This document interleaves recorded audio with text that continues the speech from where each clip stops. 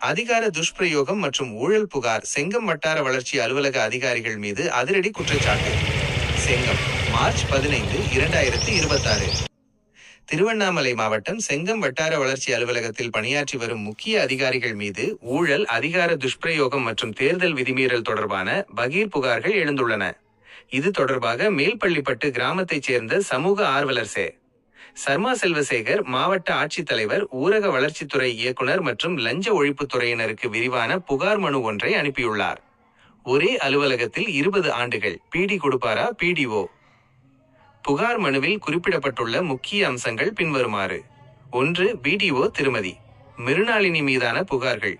சுமார் 20 ஆண்டுகளுக்கும் மேலாக செங்கம் வட்டார வளர்ச்சி அலுவலகத்திலேயே பல்வேறு பொறுப்புகளில் எழுத்தர் முதல் பிடிஓ வரை முகாமிட்டுள்ளதாக குற்றம் சாட்டப்பட்டுள்ளது.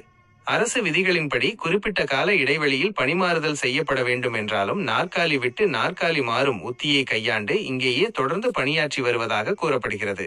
சொந்த லாபம் அலுவலக வளாகத்திலேயே தனது சொந்த காருக்கென அரசு செலவில் செட்டமைத்தது.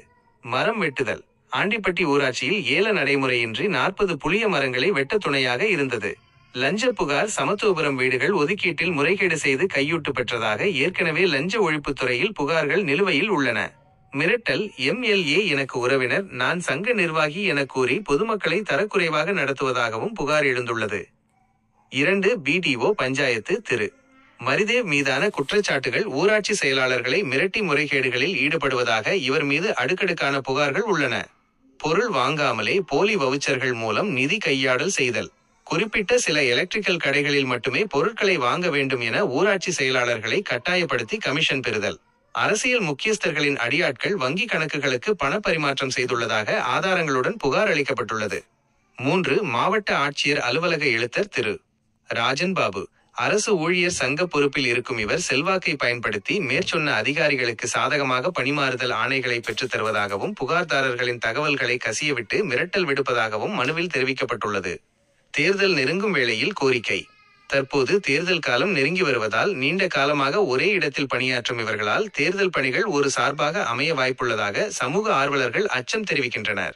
எனவே ஜனநாயக முறைப்படி தேர்தல் நடைபெறுவதை உறுதி செய்ய இந்த 3 பேரையும் உடனடியாக மாவட்டத்தை விட்டு பணிமாறுதல் செய்து துறை ரீதியான விசாரணை நடத்த வேண்டும் என சமூக ஆர்வலர் சர்மா செல்வசேகர் வலியுறுத்தியுள்ளார்.